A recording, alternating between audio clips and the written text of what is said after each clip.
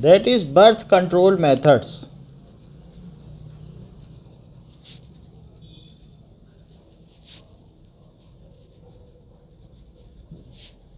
So to curb population under control, there are certain birth control methods are used, which are also called contraceptive method. It is to prevent unwanted pregnancy, or to have gap, desired gap between any two babies. So first method is barrier method.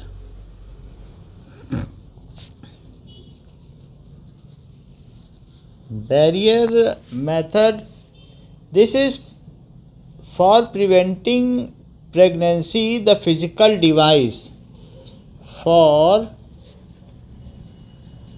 preventing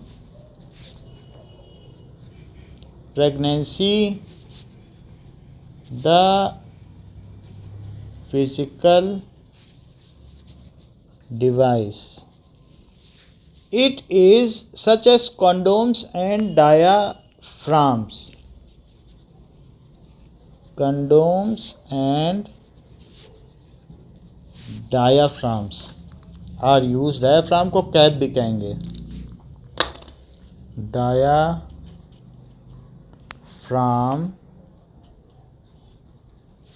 are used. Now, it is a kind of thin sheath. However, diaphragm is a kind of cap. Ring होगा और उसमें cap होगा. There may be laces also, lace भी हो सकती है. So condom is for mail.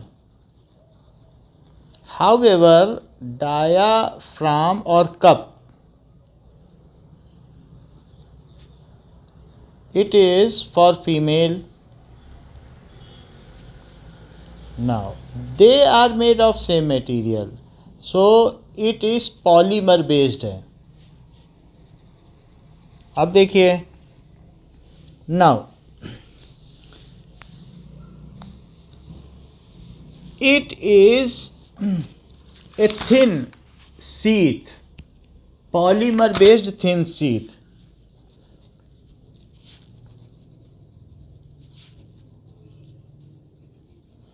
Sheath का मतलब एक लेयर होती है, थिन लेयर. ठीक है. Which prevents sperm to enter in female body. दोनों का यही काम है. Which prevent entrance of sperms. हाँ,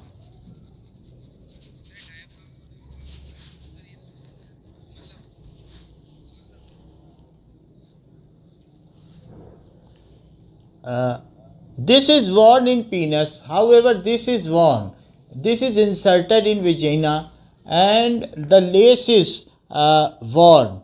So इस चीज़ को जो भी है ये हम बांध लेते हैं. That is waist में and this is inserted in vagina. But the method is same. If male to solely think that the responsibility of birth control is of female, then the diaphragm is to be worn by female. And in case male takes the responsibility that controlling the birth is his responsibility also, then the man worn condom. So both are same. And इसका merit के दोनों एक ही चीज़ है, चाहे mail. हाँ, आवाज़ आपकी cut जा रही. अलग अलग. Any of them can be used. दोनों का एक साथ यूज़ नहीं होता. Any of them can be used. So its merit is that it also prevents transmission of bacterial और viral infection from one partner to another. इसकी ये merit है. Its merit is that it prevents transfer of STD.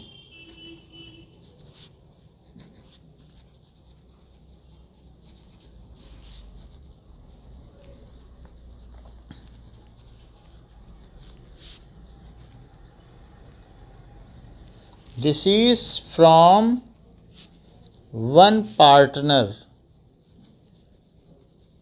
To another. एक ऐसा time था कि Congo में 5% लोगों को इस सेक्सुअली ट्रांसमिटेड डिसीज़ थी, लेकिन बाद में ये अभी 80% को हो गई है। तो इग्नोरेंस की वजह से ऐसा हो जाता है। सो इसका ये भी काम है। सो बैक्टीरियल डिसीज़ कौन कौन सी हैं? Bacterial disease as well as that is called viral disease, both can be checked by it. Bacterial disease, sexually transmitted disease, that is syphilis and gonorrhea, and viral disease जो virus से फैलती है, that is HIV AIDS, human immunodeficiency virus से फैलने वाला AIDS, acquired immunodeficiency syndrome. So virus का नाम है ह्यूमन इम्यूनोडेफिशिएंसी वायरस। ह्यूमन जो इम्यून सिस्टम है उसको पूरा मार देगा, वाइट ब्लड सेल्स को ख़त्म कर डालेगा।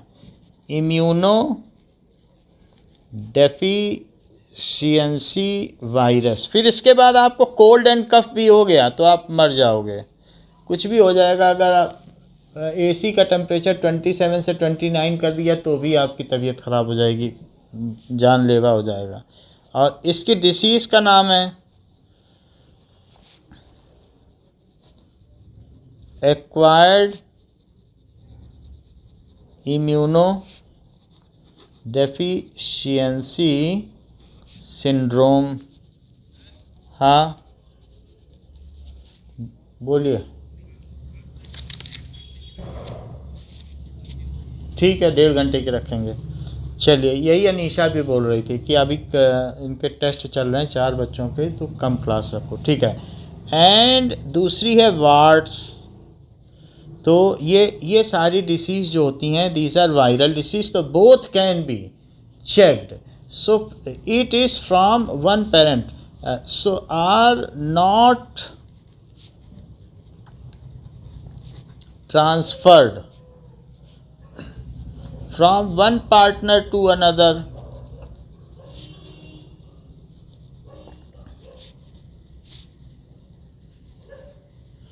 by using barrier method। ये एक तरीके का बैरियर का काम करता है। Condoms are also in Hindi called Nirodh. So इसको जिसे भी हम यूज़ करते हैं, दोनों एक ही नाम है। Okay, now next is chemical method. तो केमिकल मेथड देखिए। हाँ बोलिए।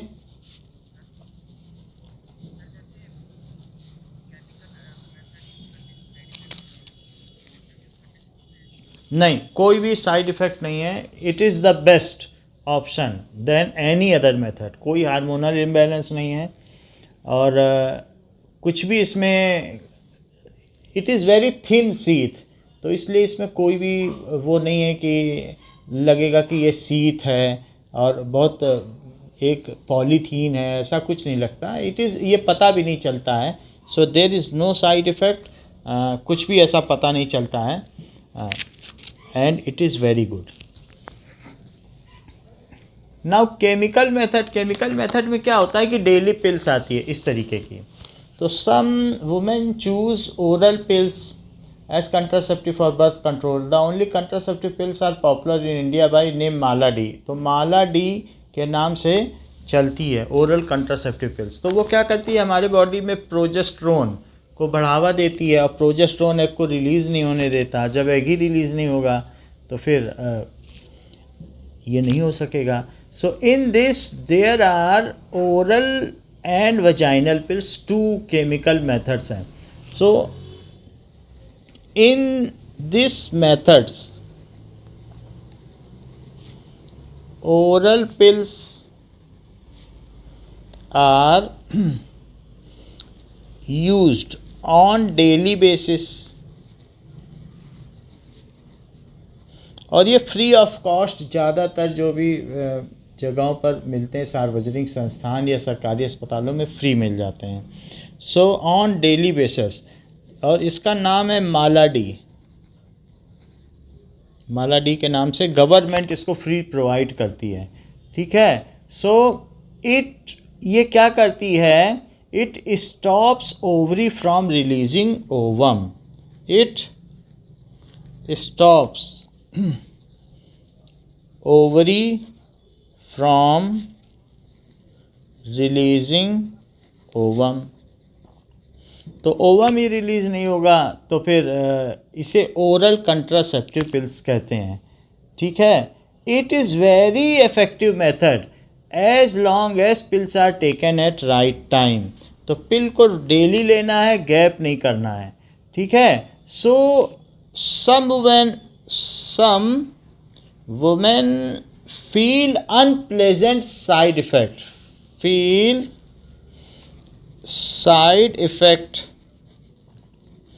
due to, और ये भी हो सकता है due to hormonal imbalance. Hormone change हो जाते हैं क्योंकि प्रोजेस्टेरोन डाल देता है. Hormonal imbalance. These side effects are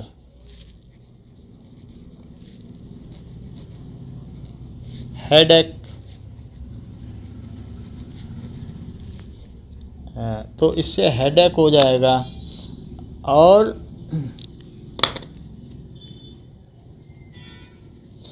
glow भी चला जाएगा. ग्लो ऑफ स्किन या फेस चला जाता है. डोज, और इस तरीके से बॉडी में भी पेन आ जाएगा, सर दर्द बना रहेगा. ठीक है. वॉमिटिंग होगी. ये सारी चीज़ें होती हैं. Vomiting.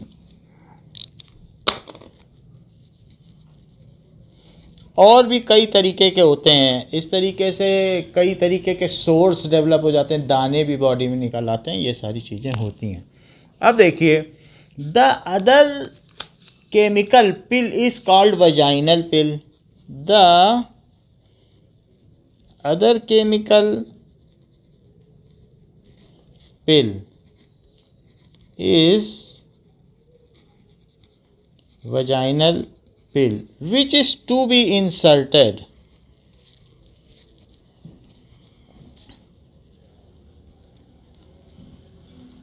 in vagina before mating. It creates lot of foam. So इससे बहुत फोम निकलता है. Creates lot of foam which kills sperms. तो वो स्पर्म्स को किल कर देगी. ठीक है. That is injected in female body during mating. तो ये भी चीज़ है. However, this is also called spermicide. So it is also called, क्योंकि स्पर्म को किल कर रही है तो इसलिए इसे स्पर्मीसाइड. साइड का मतलब किलर होता है. स्पर्मीसाइड भी कहा जा सकता है. इसका क्या ड्रॉबैक है? The drawback, it is some women feel itching or irritation in genital parts.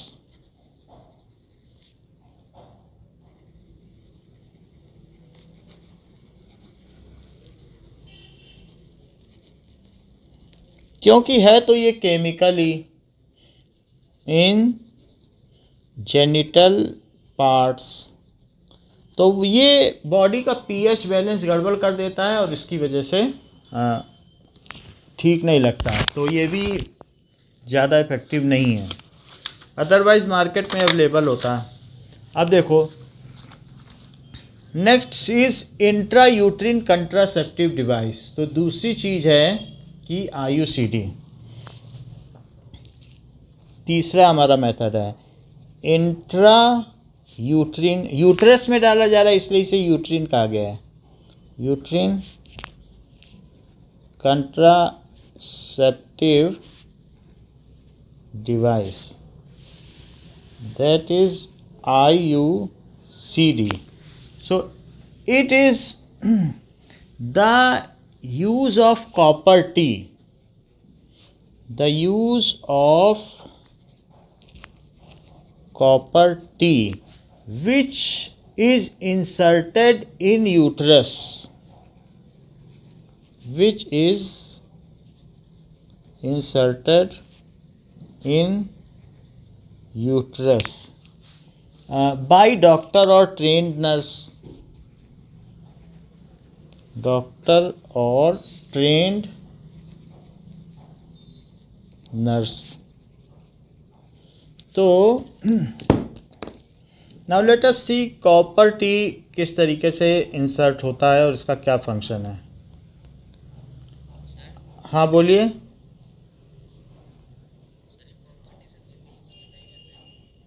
नहीं, जब आपको प्लानिंग चाहिए, फैमिली प्लानिंग करनी है, तो फिर इसे हटवा दें, ये हट भी जाती है। तो it is easy to install, easy to remove.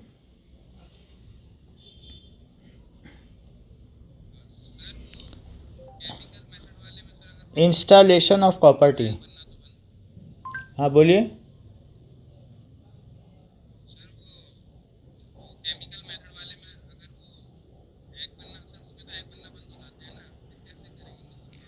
तो केमिकल मेथड में जब तक आप डेली बेसिस पर माला टी खाते रहेंगे तो तब तक एक नहीं रिलीज़ होगा, लेकिन जब आप छोड़ देंगे तो 1 महीने के बाद ये होने लगेगा।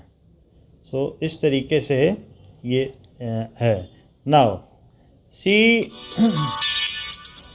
How the copper T is used. Hi everyone, today I'm going to do a video on whether you can wear a menstrual cup with an IUD or a copper T or not. A lot of women have been asking this question whether they can use a copper T along with the menstrual cup or not. So it's totally fine. A lot of women have been using it successfully without having any problems.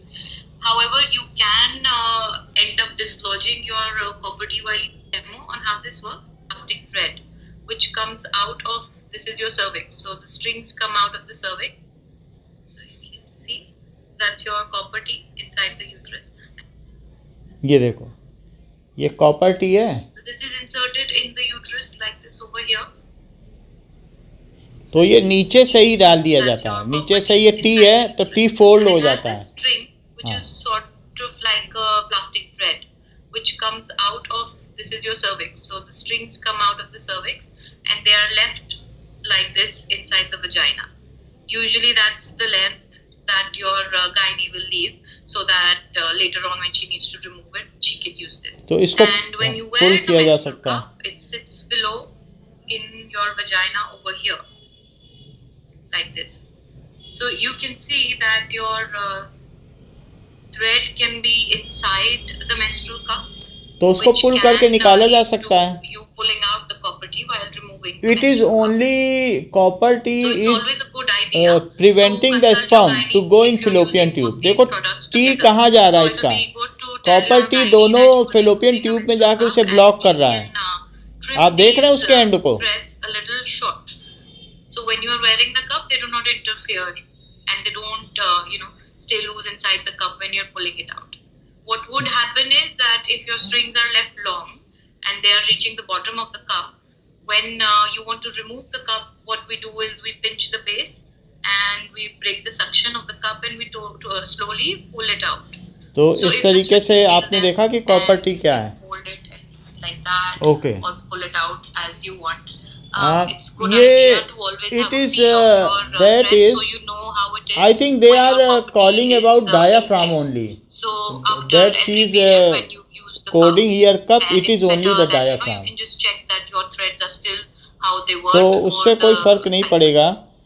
That is So once because both these copper things are tea inside, there's is nothing not new or preventing different you that you from need to do. sexually You transmitted just need to be disease. careful, So in pinch addition, the if you base want and remove the cup, to your get copper T stays prevented in from place sexually without any transmitted problem disease, at then you all. have to wear There या have use been some barrier cases method। where women ये नहीं है ended कि up अगर dislodging आपने copper T use कर लिया तो वो सफिशियंट है। अगर मान लो आपको एसटीडी से बचना है तो भी तो आपको बैरियर मेथड पे ही जाना पड़ेगा।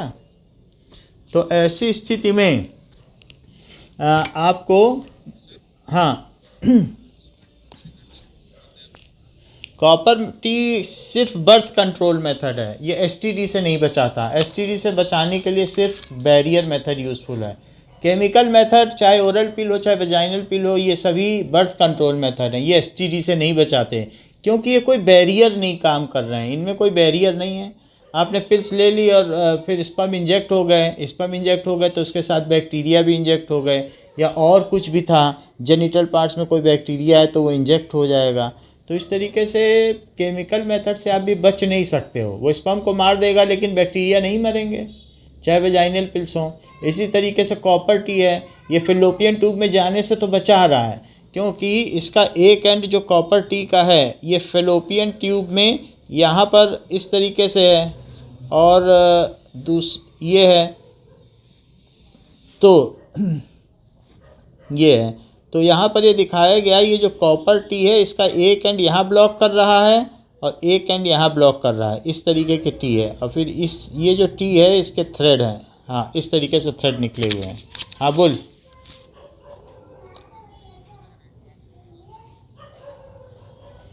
एक्स को ब्लॉक कर देंगे तो एग्स रिलीज़ होगा, और अगर एग यहाँ नहीं पहुँचेगा तो अगर मान लीजिए इसमें इम्प्लांटेशन नहीं होगा तो पीरियड्स आएंगे, सब कुछ वैसे ही होगा। एग तो यहाँ पहुँचेगा नहीं, एग तो वैसे भी डिजनरेट हो जाता है यहीं पे ही। अगर मान लीजिए फर्टिलाइजेशन नहीं हुआ तो एग यहाँ पहुँचने का कोई मतलब नहीं, वो डिजनरेट हो जाएगा। एक दिन तो इसे पहुँचने में क्या लगेगा, एक दिन में तो मर ही जाएगा। और इसको हमें मालूम है 2 हफ्ते लगते हैं एम्ब्रियो बनने में, तो वो तो एक दिन बाद मर जाएगा, फिर डिजनरेट होकर निकल जाएगा चुपचाप। छोटा सा ही तो एग है, ठीक है ना। Okay, it is inserted in uterus by doctor और ट्रेंड नर्स। एंड इसका काम क्या है, it prevents the implantation of fertilised egg in uterus. अगर मान लीजिए एग फर्टिलाइज भी हो गया, स्पर्म इसके बाद भी चले गए, तो भी यहाँ पर जो चीज़ बनेगी 2-4 डिवीज़न होंगे, यहाँ आने ही नहीं देगा उसको कि यहाँ पर इसको लगा दे। तो अल्टीमेटली प्रिवेंट करता है। और अगर ये ऊपर नीचे फ्लेक्सिबल भी है तो कहीं पर इम्प्लांटेशन होगा, खट से उसको कट कर देगा, कहेगा हटो यहाँ से। मान लो इसका मूवमेंट हो रहा है ना बॉडी में, फ्लेक्सिबल है, ऊपर नीचे जाएगा, तो ये क्या करेगा बताओ, यहाँ इम्प्लांटेशन होगा तो होने देगा कि प्रिवेंट कर देगा, उसे हटा ही देगा, बोलो। So it prevents the implantation of fertilised egg. ये मूव करता रहता है, प्रिवेंट्स द इम्प्लांटेशन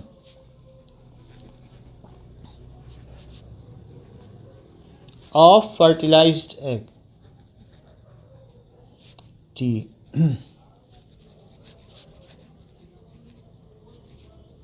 कुछ लोग तो 5-5 साल तक इसे लगाए रहते हैं तो भी कुछ नहीं होता है, लेकिन कभी कभी ऐसा भी होता है ना कि कुछ लोगों को ये कॉपर टी उनका होता है रस्टेड होता है, अच्छा कॉपर नहीं है या रस्टेड हो जाता है, तो ऐसी स्थिति में इरिटेशन हो जाता है, फिर हटाना पड़ता है।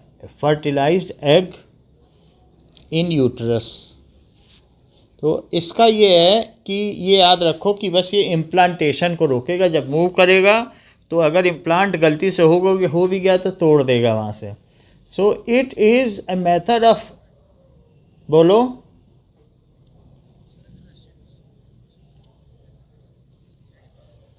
साइड इफ़ेक्ट तो होता ही है, फिर लोगों को हटाना पड़ता है।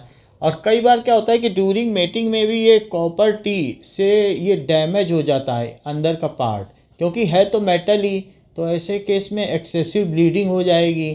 तो कई बार क्या हो जाता है कि मेंस्ट्रुअल ये जो एंडोमेट्रियम की लाइनिंग है वही डैमेज हो जाएगी, तो एक्सेसिव ब्लीडिंग भी हो जाएगी, या कहीं पर अंदर भी मायोमीट्रियम एंडोमेट्रियम या कहीं पर भी अगर इससे डैमेज हो गया मीटिंग के दौरान, तो हमने देखा है कि जो SSQ है या SMC है, तो नाइट में फीमेल आती हैं और उनकी क्रिटिकल स्टेज हो जाती है और वो इमरजेंसी में एडमिट करना पड़ता है, डॉक्टर्स आते हैं, तो पता चलता है कि ये कॉपर टी की वजह से हुआ है। तो कॉपर टी सजेस्टेड कई केसेस में नहीं भी है, क्योंकि अल्टरनेट मेथड है, गवर्नमेंट तो प्रमोट करती है कि उसको बर्थ कंट्रोल चाहिए, लेकिन जो पार्टनर्स हैं या मैरिड कपल हैं उन्हें तो समझदारी से काम लेना चाहिए। तो अब देखो कि फर्टिलाइज्ड एग इन यूट्रस ये क्या काम करेगा? It is a birth control device but it does not prevent STD.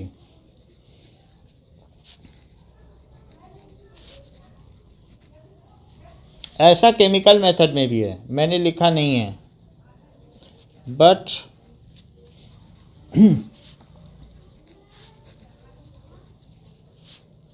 STD. अब नेक्स्ट इज सर्जिकल मेथड, ये फोर्थ मेथड है। सर्जिकल मेथड क्या है कि it is available for male as well as female. तो in this the permanent termination of reproductive life is done by surgery. The permanent termination of reproductive life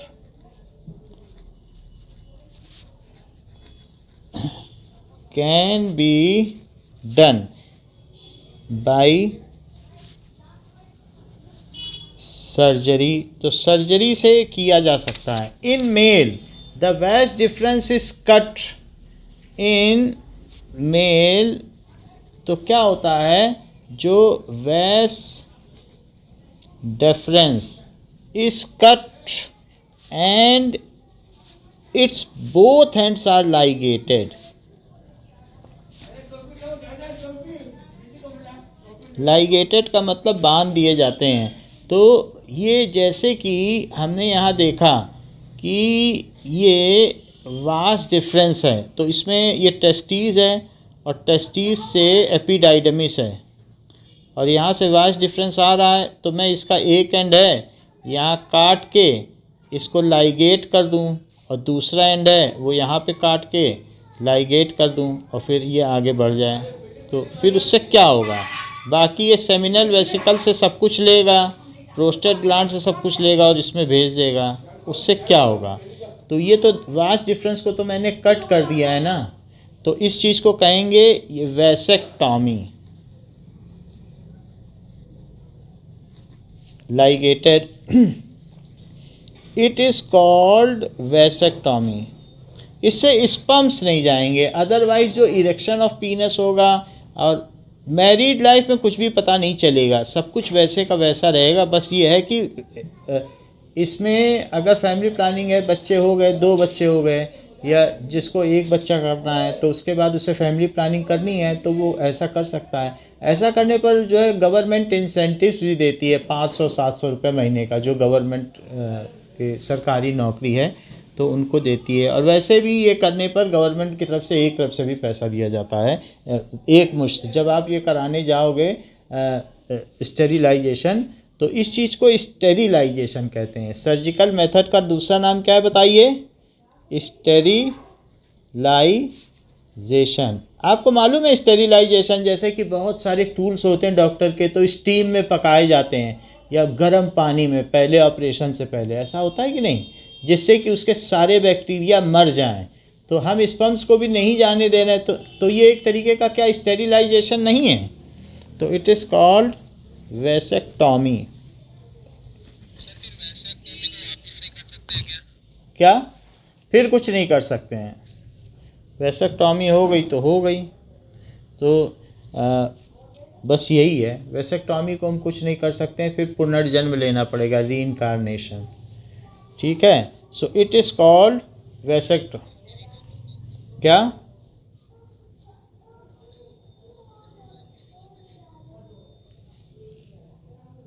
फिर से बोलो।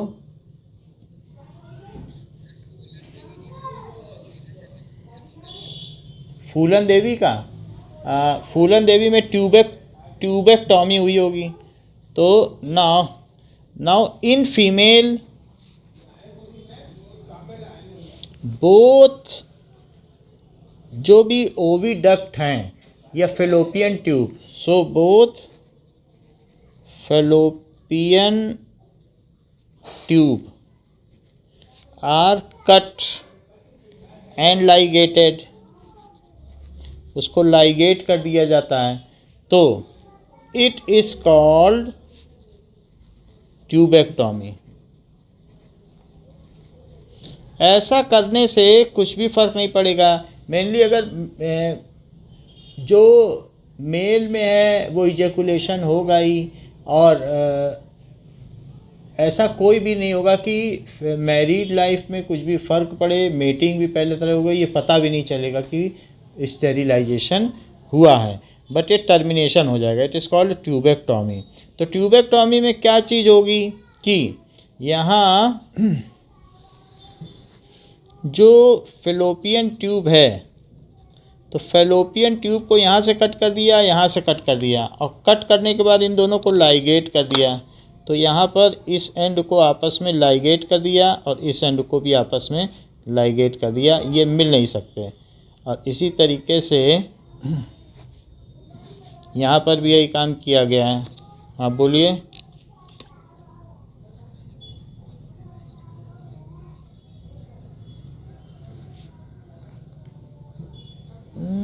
अलग अलग, अब इतना तो अंदर देखने से पता चलेगा कि क्या होता है, बट होता नहीं होगा कुछ।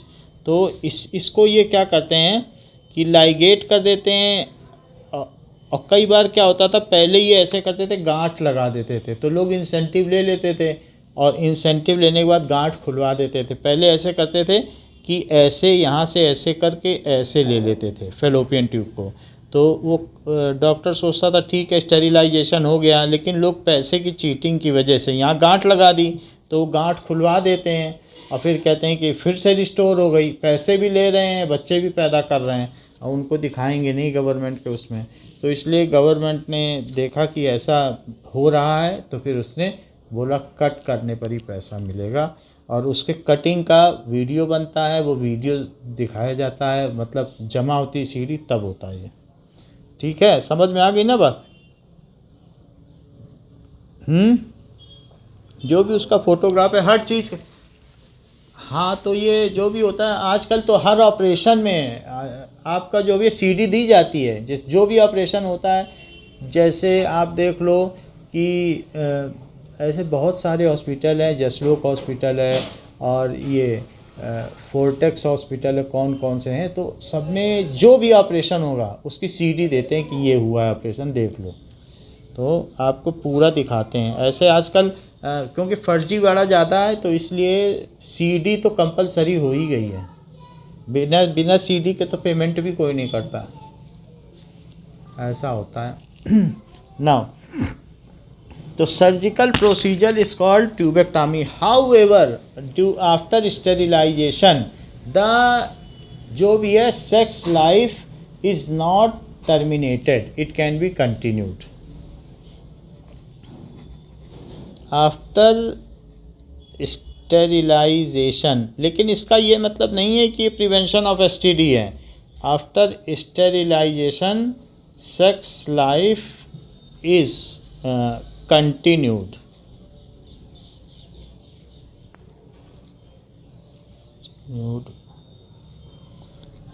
कंटिन्यूड की क्या स्पेलिंग होगी? सही है क्या continue? But it does not prevent, U E D ठीक है, प्रिवेंट अस फ्रॉम एसटीडी। ठीक है, ये बात हो गई।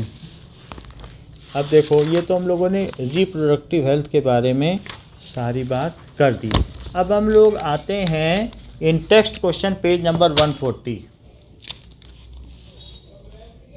सो इन टेक्स्ट क्वेश्चन निकालिए।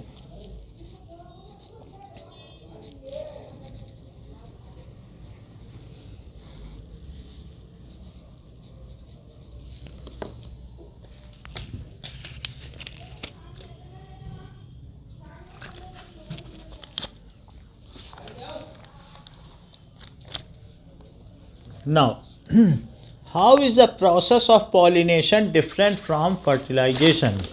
So, प्रोसेस ऑफ पॉलिनेशन कैसे अलग है? Pollination is transfer of pollen grain. देखो, जो पॉलिनेशन है वो एक फिजिकल प्रोसेस है, while fertilization is a chemical process. तो pollination,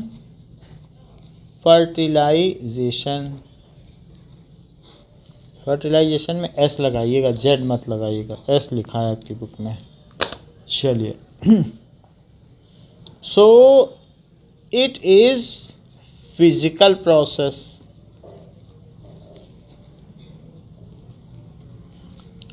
it is chemical process,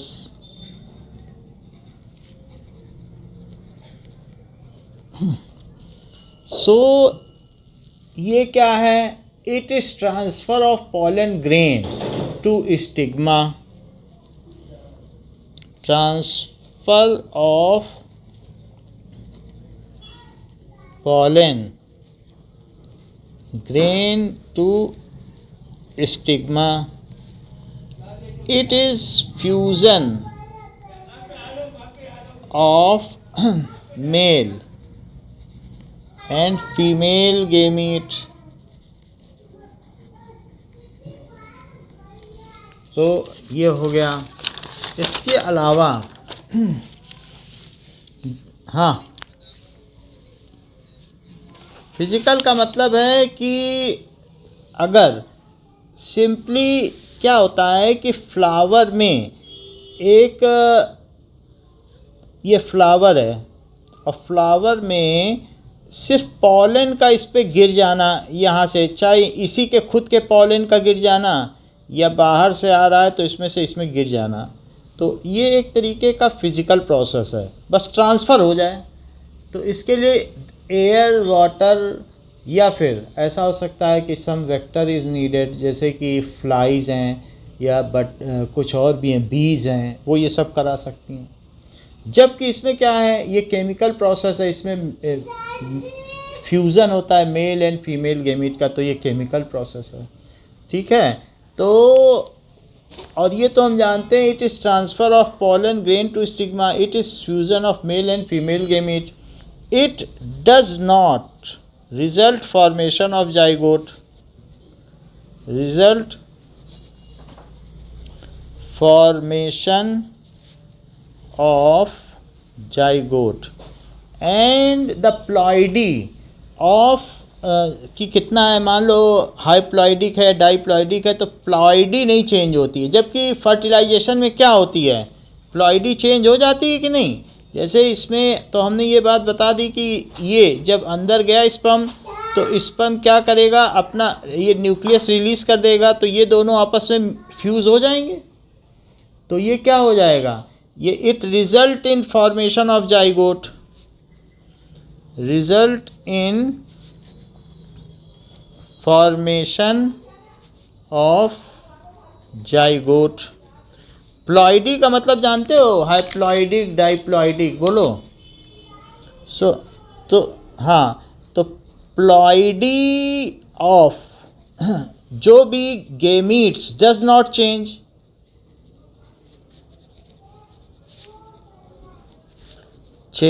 उनकी प्लॉइडी नहीं चेंज होती है, जबकि gamete ceases to exist and zygote is now diploidic. तो इसमें क्या होता है कि gamete ceases to exist and अब ओवा थोड़ी रह गया, एंड जो जाइगोट बना इज डाइप्लॉइडिक। ठीक है, एवरी पॉलिनेशन, जैसे पॉलिनेशन होगा तो does not result in reproduction. Pollination का मतलब नहीं है कि फॉर्मेशन ऑफ सीड हो जाए, जबकि fertilization is only occurring after pollination.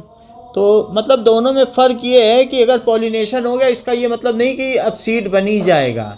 So when pollination is followed by fertilization, then only the process of formation of seed is processed. So ये कहा जा सकता है कि after pollination fertilization has to occur. Fertilization has to occur.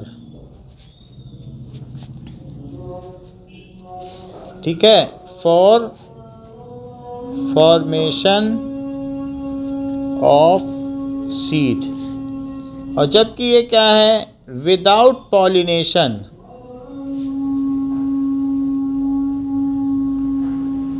fertilization is not possible.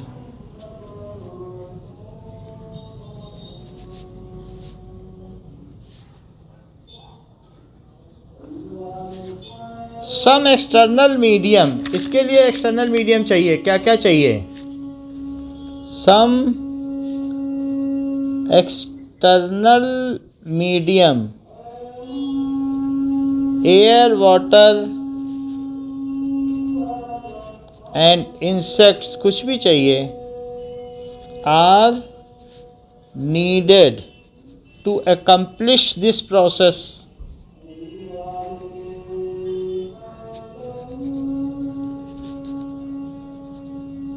No such medium, no such thing is required.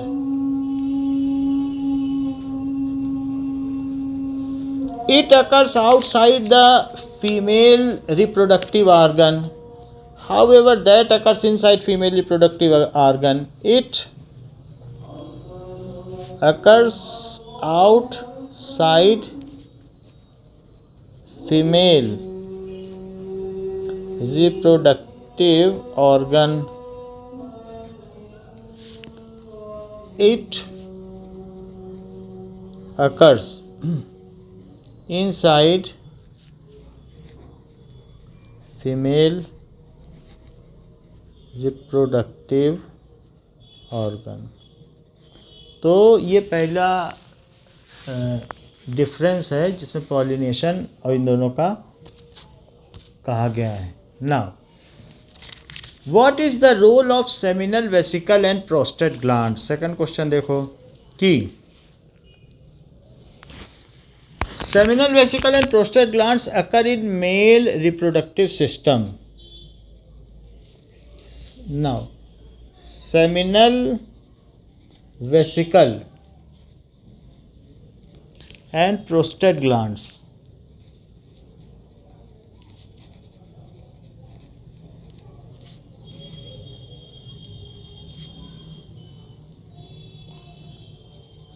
अकर होगा, दो चीज़ें हैं तो एंड लग गया, occur in male reproductive.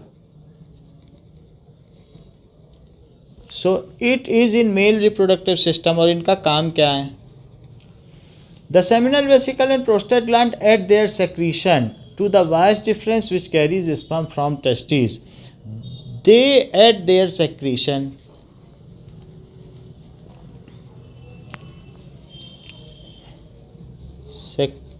secretions which contains nutrition and fluid है, that is nutrition and lubrication. So they add their secretion in vas deferens.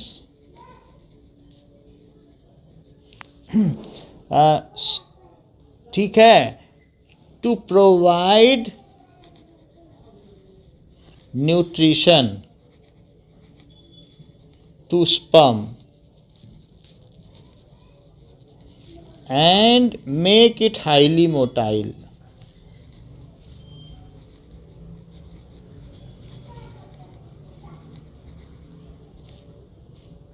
Inside female body. जो पहला स्पर्म है, मिलियंस ऑफ स्पर्म्स होंगे, लेकिन जो पहला स्पर्म पहुंचेगा, motile का मतलब है कि चलने लायक.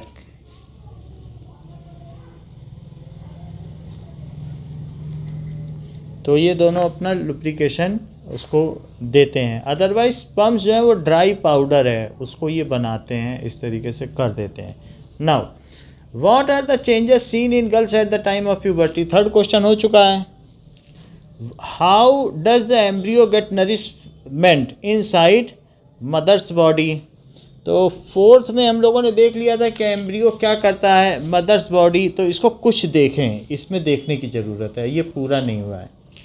तो now the embryo gets nutrition from mother's blood with the help of special tissue called placenta. The embryo gets, तो ये मदर्स वॉम्ब है, तो मदर्स वॉम्ब में क्या होगा कि मदर्स वॉम्ब में एक यहाँ पर डिस्क लाइक स्ट्रक्चर होगा, तो डिस्क लाइक स्ट्रक्चर है और उसी में एम्ब्रियो यहीं पे लगा हुआ है। तो अब इसके इस साइड में बहुत सारी विली हैं, दैट इज़ इसी में विली लाइक स्ट्रक्चर है इसी में। तो इसमें बहुत सारा क्या होगा कि there will be many blood capillaries, इसके अंदर अंदर तक ब्लड कैपिलरीज गई हुई है विली में। तो अगर देखा जाए तो ये प्लेसेंटा है या प्लेसेंटल डिस्क है, और ये है एम्ब्रियो। एम्ब्रियो में भी थोड़ा थोड़ा शेप आ जाता है, 2 महीने का हो जाता है जब बच्चा। तो embryo gets nourishment from nutrition from mother's blood, और जितने सेक्रीशन है वो ब्लड में ही छोड़ देता है, क्योंकि ब्लड से फिर वो किडनी में जाएगा, वहाँ से सारा काम हो जाएगा। Nutrition from mother's blood and with help of special tissue called placenta. Okay, with help of special tissue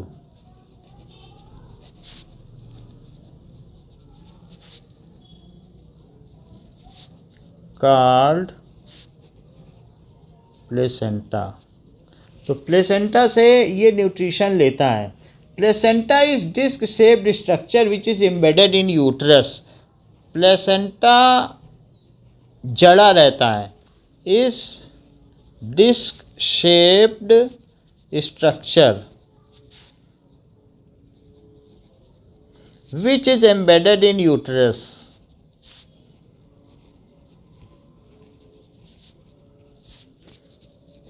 and जो प्लेसेंटा है, तो प्लेसेंटा एक ऐसी डिस्क है, सिर्फ इसे डिस्क न समझो, एंडोमेट्रियम में है ये, तो इसी में ये एम्ब्रियो है जो अभी बेबी है, ये डेवलप हो रहा है, तो इसी में ये लगा हुआ है एम्ब्रियो में। लेकिन इसमें ये विली लाइक स्ट्रक्चर है, तो बहुत सारे विली लाइक स्ट्रक्चर हैं, और विली लाइक स्ट्रक्चर में पीछे से क्या आ रहा है, तो पीछे से मदर का ब्लड सेल है, तो ये ब्लड सेल है, तो वो ब्लड में लेगा और देगा, तो ये विली लाइक स्ट्रक्चर है, और ये एम्ब्रियो है। Okay, now so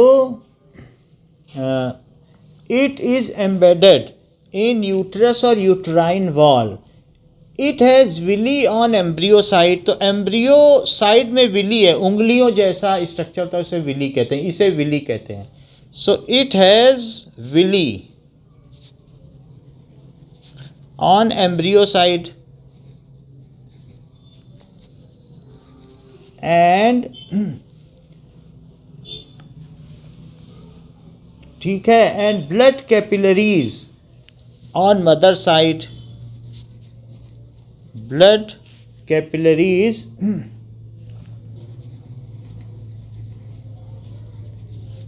on mother side, तो दूसरी तरफ ब्लड कैपिलरीज हैं। Placenta provides a large surface area for glucose and oxygen to pass from mother to embryo, नहीं तो बच्चा सांस कैसे लेगा। सो प्लेसेंटा प्रोवाइड्स लार्ज surface area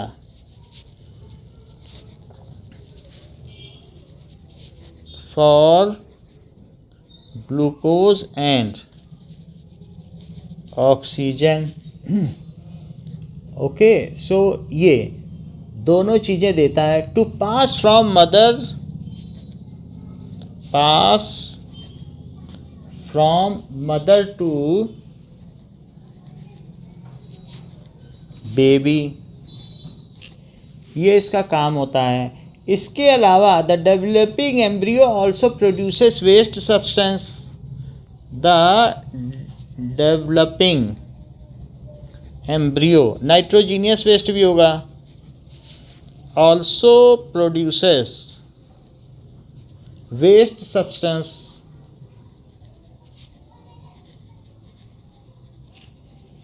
which can be removed by transferring, which is transferred to blood capillaries through placenta. जो ब्लड कैपिलरीज में ट्रांसफ़र हो जाएगा थ्रू प्लेसेंटा. तो इस तरीके से नरिशमेंट होता है. Now if a woman is using a copper T, will it help in protecting it from sexually transmitted disease? No. Use of copper T for contraception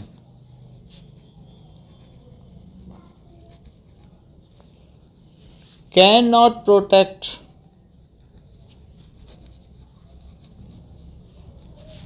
a woman from STD.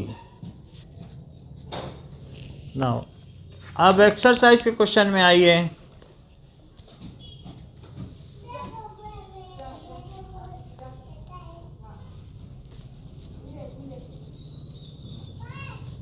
एक minute.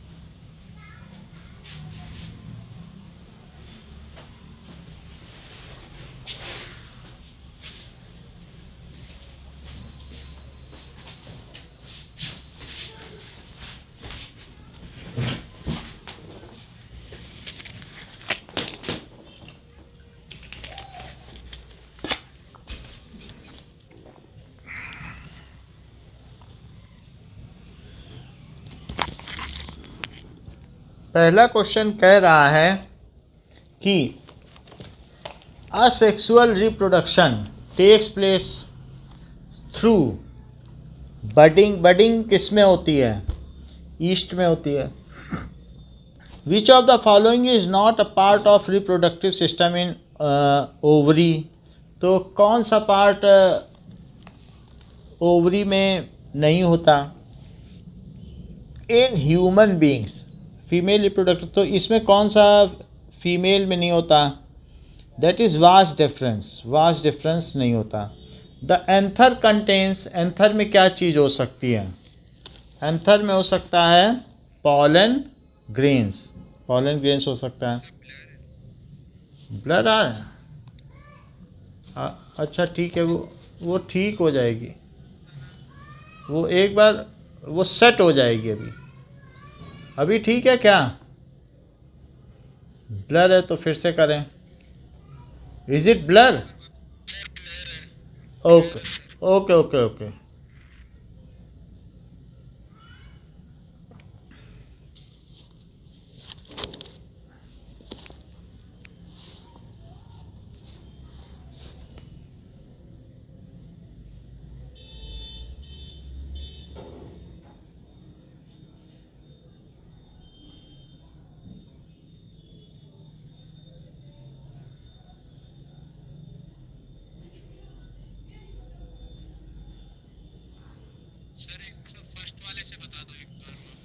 First में अभी ठीक है.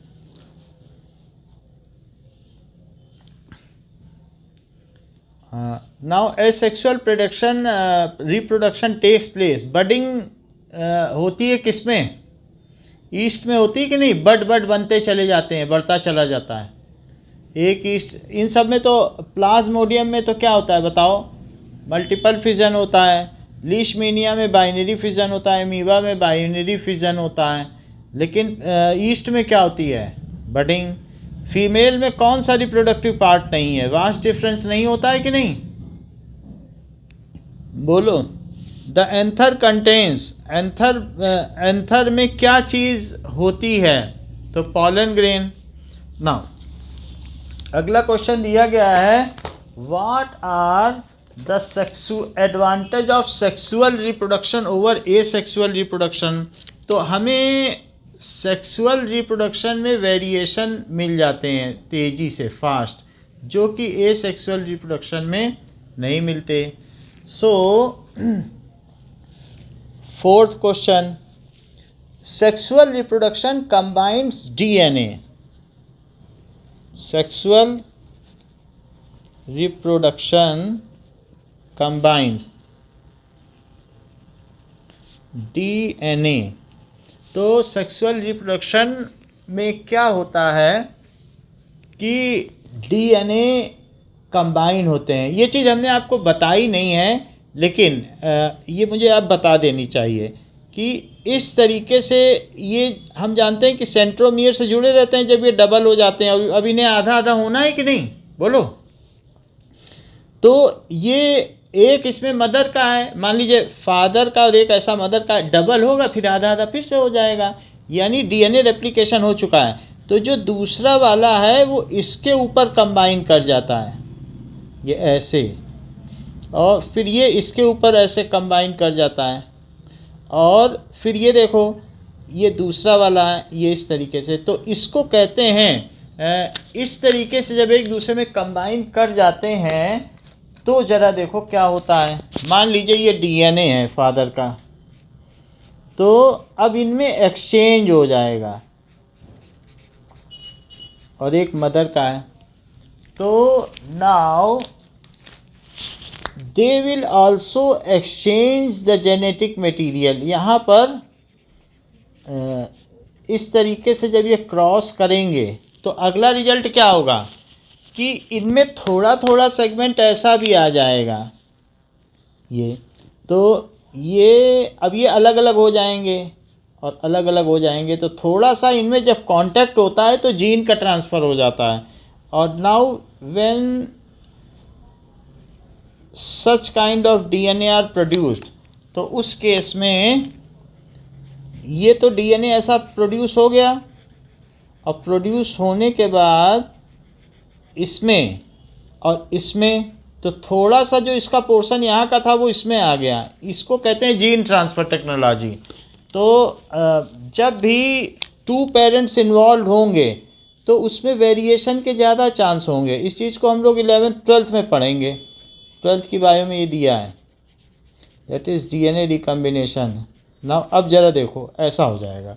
तो father और mother का है, तो this is father and mother का है जो कि डबल है. ये कितना क्रोमोजोम है बताइए?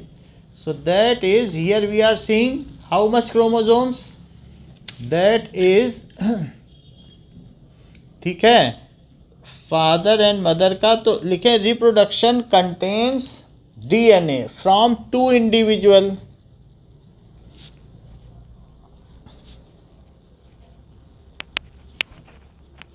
तो इसमें टू इंडिविजुअल के डीएनए होते हैं. It contains DNA from two individual, due to which the offspring has a lot of variation. Due to which offspring has lot of variation. कुछ फादर के dominant ले लेगा, कुछ mother के, क्योंकि दो अलग उसको स्पेक्ट्रम मिले हैं, और उन दोनों के डोमिनेंट लेगा तो वो बिल्कुल नई चीज़ है, ना फादर से मिल रहा है ना मदर से मिल रहा है, बिल्कुल अलग है. So on the other hand,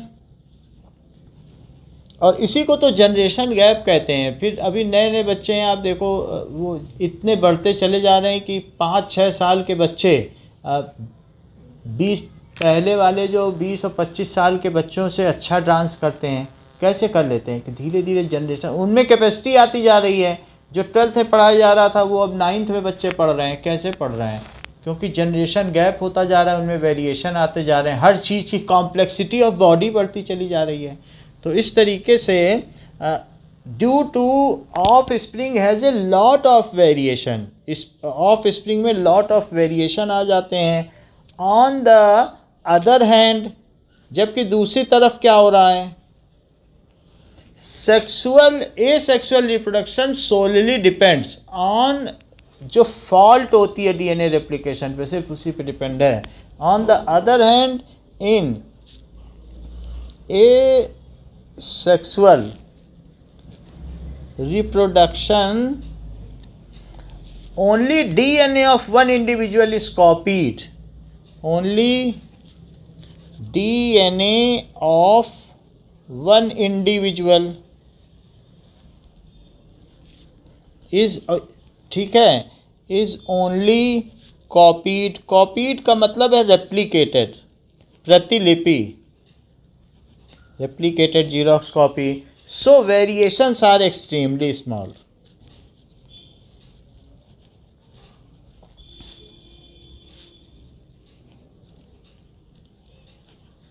जो बैक्टीरिया थे वो अभी तक बैक्टीरिया हैं, उनमें स्पीसीएशन भी नहीं हो सकता, इवोल्यूशन भी नहीं हो सकता। लेकिन कुछ बैक्टीरिया किस्मत वाले थे जिन्होंने अपने न्यूक्लियस के चारों तरफ न्यूक्लियर मेम्ब्रेन बना ली, फिर बाकी सेल ऑर्गेनल्स बना लिए, फिर यूनिसेलुलर बन गए। उनमें से और कुछ किस्मत वाले थे जो कॉलोनी में रहने लगे, फिर धीरे धीरे मल्टी सेलुलर बन गए, एक दूसरे के साथ काम का बंटवारा कर लिया, that is division of work. फिर टिश्यू बना लिया, फिर ऑर्गन बना लिया, फिर ऑर्गन सिस्टम बना लिया। तो ऐसे कर करके जब हुआ, then there was a need that the reproduction, there should be some other reproductive part. तो रिप्रोडक्टिव पार्ट अलग हो गया। फिर उसके बाद स्पीसीएशन की तो ऐसी झड़ी लग गई कि स्पीसीज़ पर स्पीसीज़ बनने लगी। जबकि मोनेरा में देखो तो आना बीना हो गया, और एक बैक्टीरिया हो गया, और एक साइनो बैक्टीरिया हो गया, 3-4 के अलावा कुछ है ही नहीं। तो इस तरीके से हम देखते हैं कि ए सेक्सुअल रिप्रोडक्शन से अच्छा सेक्सुअल है। चाहे आप प्रोटिस्टा में देख लो, अमीबा, पैरामीशियम, यूग्लिना, और इन सब में भी यही सब है, क्लेमाइडोमोनास अकेले अकेले हैं। तो यूनिसेलुलर में तो बस ऐसा ही है, वो अमीबा भी अभी तक वैसे ही पड़ा हुआ है, कुछ भी नहीं कर पाया। तो पहली बात ये बताई कि एक मेरिट तो ये बताई 4th क्वेश्चन में, और सेकंड मेरिट देखिए कि due to lot of variation sexual reproduction allows species to, due to lot of variation sexual reproduction क्या करता है,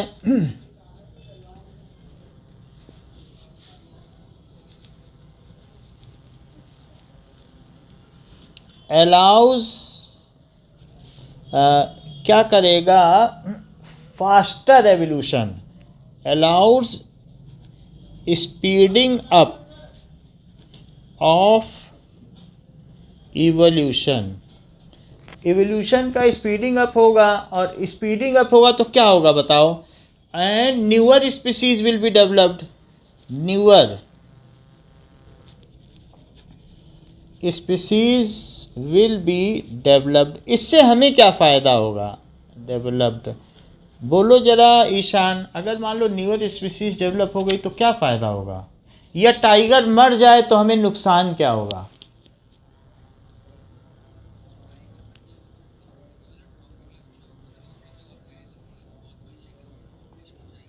ये ठीक कह रहे हैं। जैसे इन्होंने बताया कि अगर टाइगर मर जाएगा तो उसके साथ उसका जीन भी मर जाएगा, तो जो हमारा जीन बैंक है वो कम हो जाएगा। मान लो कोई डिसीज़ आई तो हम देख रहे हैं अरे ये टाइगर को नहीं हुई है, ज़रा इसका डीएनए निकालो तो, और देखो इसमें कौन सी एंटीबॉडी है, ये सब में इंजेक्ट करो, और यही बन जाएगा। अब जो भी है ये एक एंटीबायोटिक बन गया।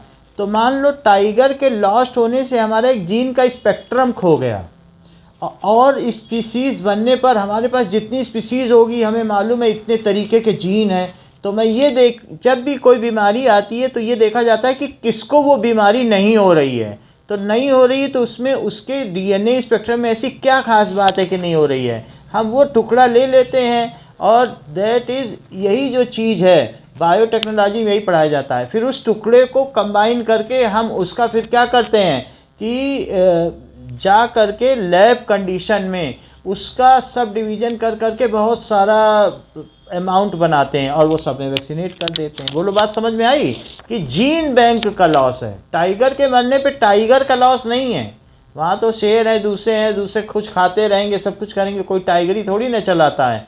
उस लेवल के, ट्रॉपिक लेवल के तो बहुत सारे हैं। तो टाइगर के मर जाने पे किस चीज़ का लॉस हुआ बताइए? जीन बैंक का। तो more species will be developed and there will be, इससे क्या होगा, it will enrich the gene bank. और जीन बैंक एनरिच है तो जीन से हमें पता चल जाएगा कि कौन सा जीन किसी बीमारी को अडॉप्ट कर लेता है, बियर कर लेता है, कौन नहीं कर पाता है। इट विल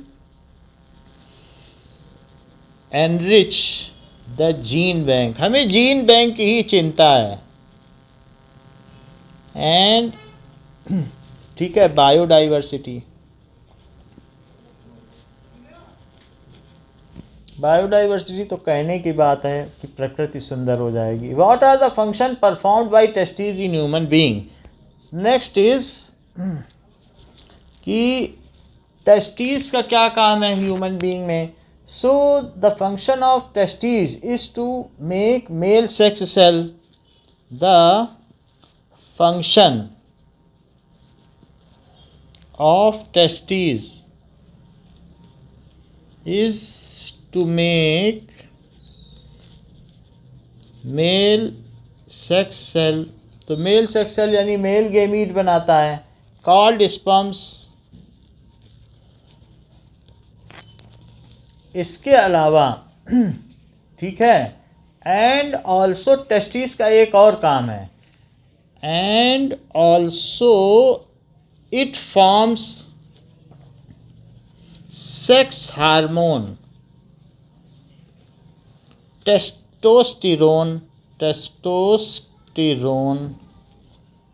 testosterone बनाएगा, which brings about changes in the appearance of boys, which brings about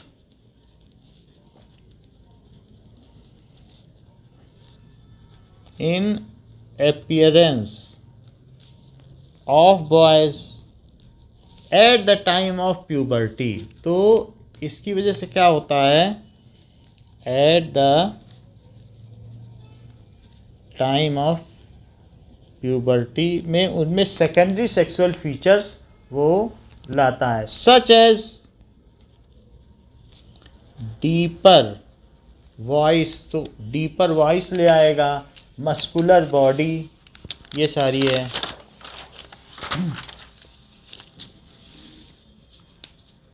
okay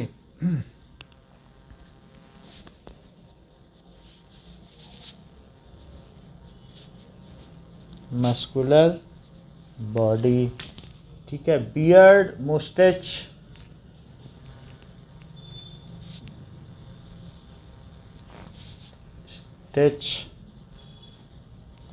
ठीक है, and that is foul smell in sweat.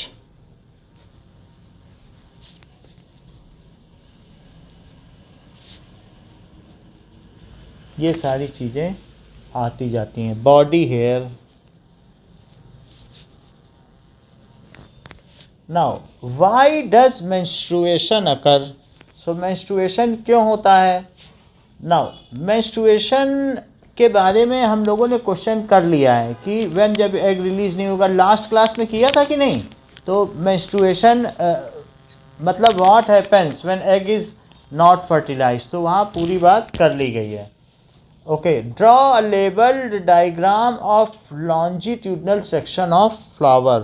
तो लॉन्जिट्यूडनल सेक्शन ऑफ फ्लावर में आपको कुछ करना नहीं है, दैट इज आप उसके पेटल बना लें, सेपल बना लें और इसके अलावा एक रिसेप्टिकल बना लें। तो रिसेप्टिकल पहले बना लें और रिसेप्टिकल बनाने के बाद उसमें क्या चीज़ है कि कुछ सेपल्स बना लें।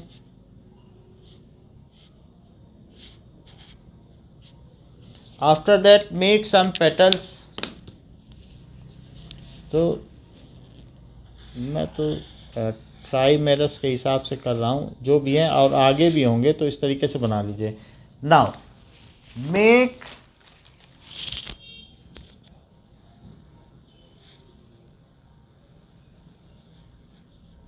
दैट इज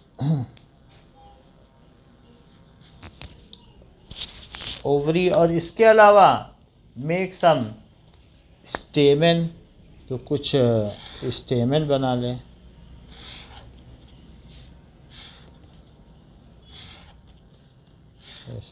सो ये longitudinal section of flower.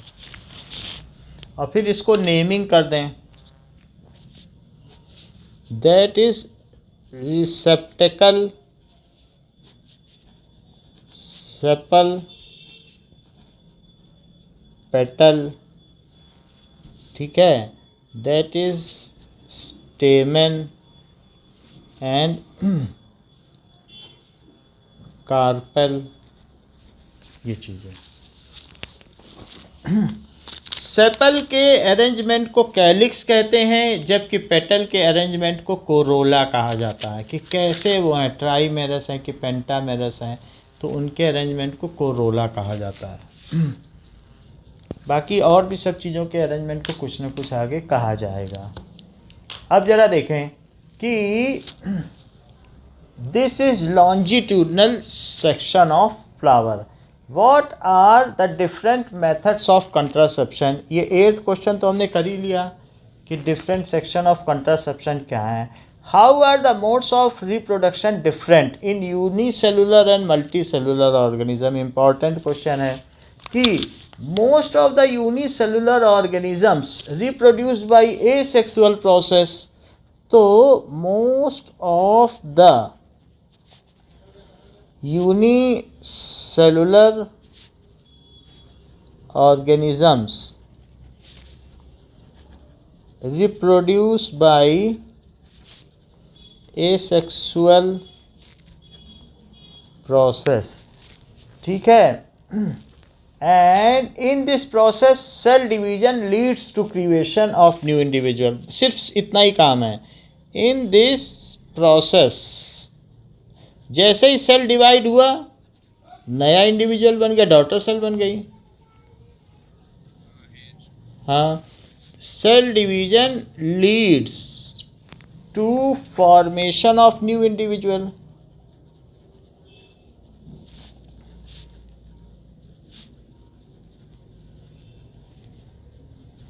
There is no involvement of sex cell.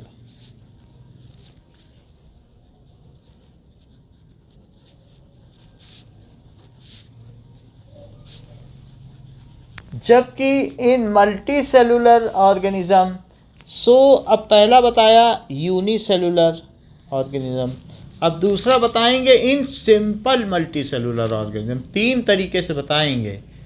In simple multi cellular organism reproduction takes place. जैसे मान लो स्पाइरोगैरा है तो बाई फ्रेगमेंटेशन टूट गया, अभी उसमें टिश्यू लेवल धीरे धीरे बस डेवलप हो रहा है। और कहीं कहीं हाइड्रा है तो उस केस में फ्रेगमेंटेशन है, रीजेनरेशन। सिंपल वाले में इस तरीके से होता है। इस तरीके से स्पोर फॉर्मेशन, बडिंग,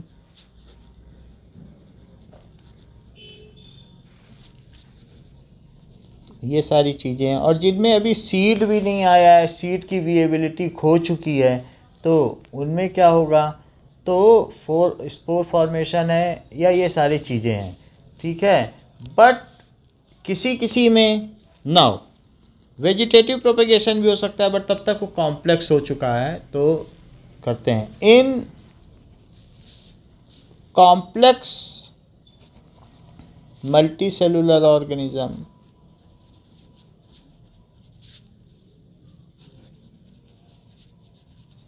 इसमें भी no sex cell is involve, इसमें भी सिंपली बॉडी से अलग हो जाता है।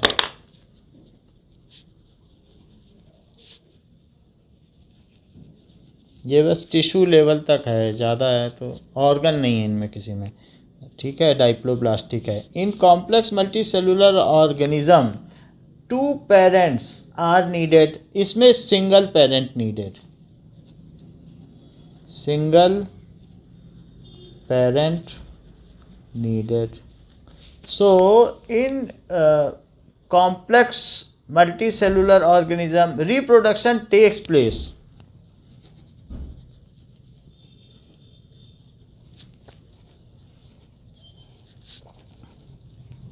by sexual methods involving sex cell and 2 parents are needed.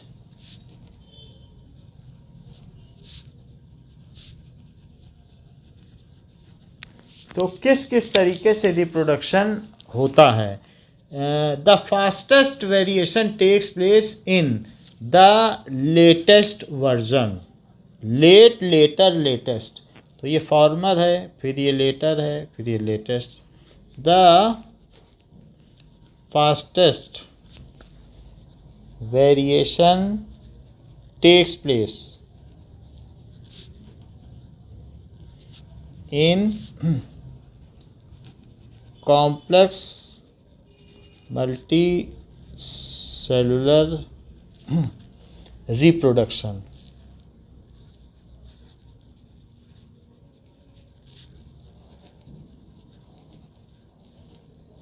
तो डिफरेंस पूछा गया तो ये भी दिया जा सकता है। How does reproduction help in providing stability to population in species, तो रिप्रोडक्शन से कैसे, अगर रिप्रोडक्शन ना हो तो क्या स्पीसीज स्टेबल ना रहे, तो कह रहा है कि रिप्रोडक्शन कैसे हेल्प करता है।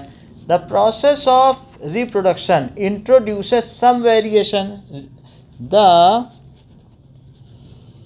Process of reproduction introduces some variation in among जो भी है various organisms within the species,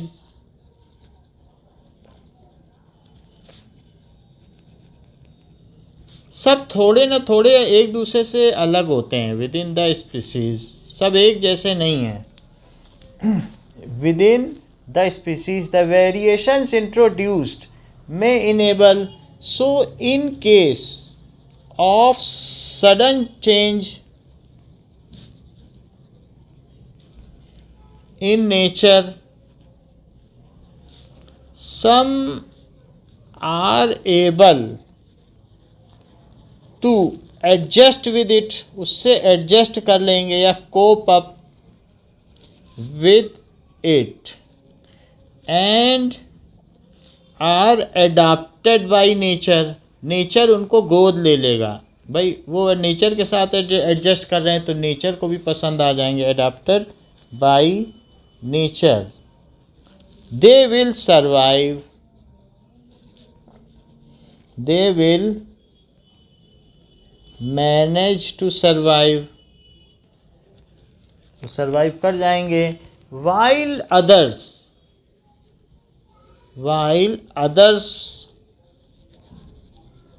with different kind of variation,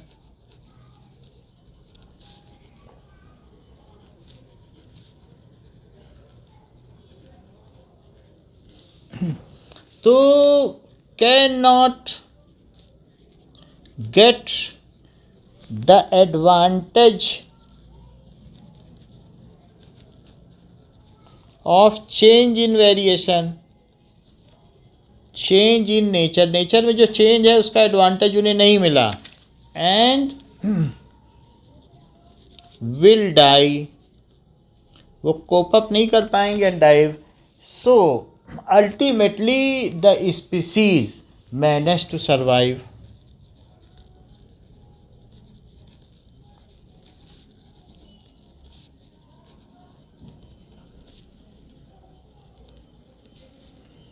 to survive, सिर्फ इतना ही नहीं है, and in suitable condition after a gap of period it will reproduce and make its population stable. ऐसा नहीं कि मान लो आधे से ज़्यादा मर गए, अब स्पीसीज़ का क्या होगा, कभी ना कभी तो एक अच्छा मौसम आएगा, एक अच्छा समय आएगा, बढ़ जाएगी. After a time gap the species will reproduce and become static.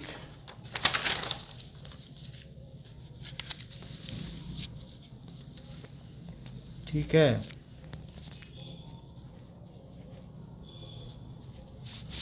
In terms of population,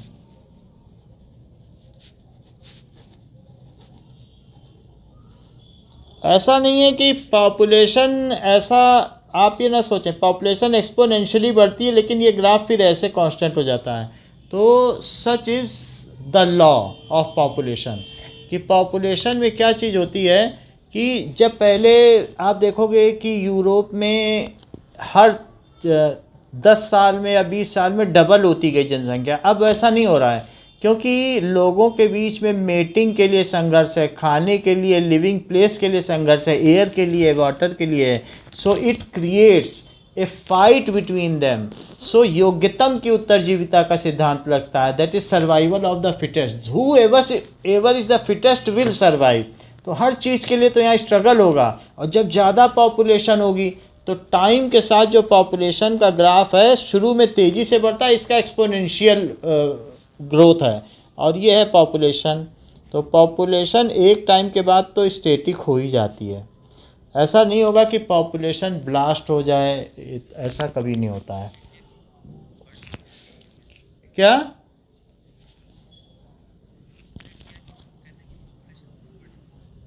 बढ़ रही है, बट एक सर्टेन ऐसी स्टेज आएगी, ये ओस्टवाल का नियम है कि धीरे धीरे ये एक स्टेटिक पॉइंट पे पहुंच जाएगी, फिर उससे ज़्यादा कोई भी पॉपुलेशन नहीं बढ़ सकती है. अर्थ कैन नॉट, ठीक है, adopt more than A number of population. तो वो कहीं ना कहीं जाके स्टेटिक हो जाती है, उनमें वार होंगे, कुछ होगा, तो ये चीज़ होती रहती है. What could be the reason for adopting contraceptive method. Now the use of contraceptive method help in family planning. The use of contraceptive method help in family planning.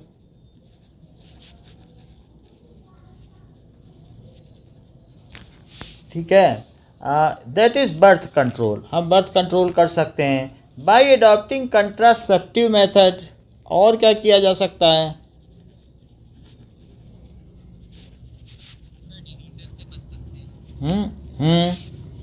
सेप्टिव method. Desired gap can be given between two children.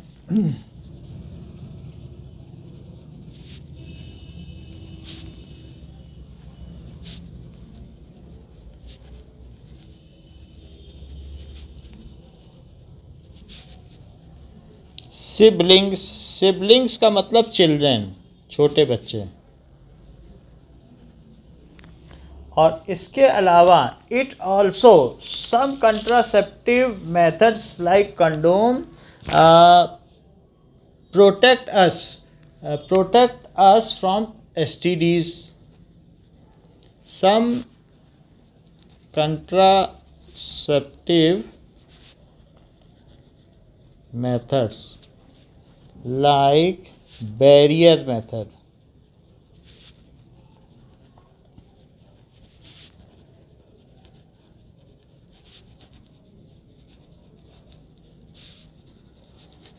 from STDs. so ये STDs से भी हमको बचाती है। ठीक है, तो ये चैप्टर यहीं ख़त्म होता है। बाकी कल हम लोग स्टेटिस्टिक्स करेंगे। मैग्न ओके, वेलकम।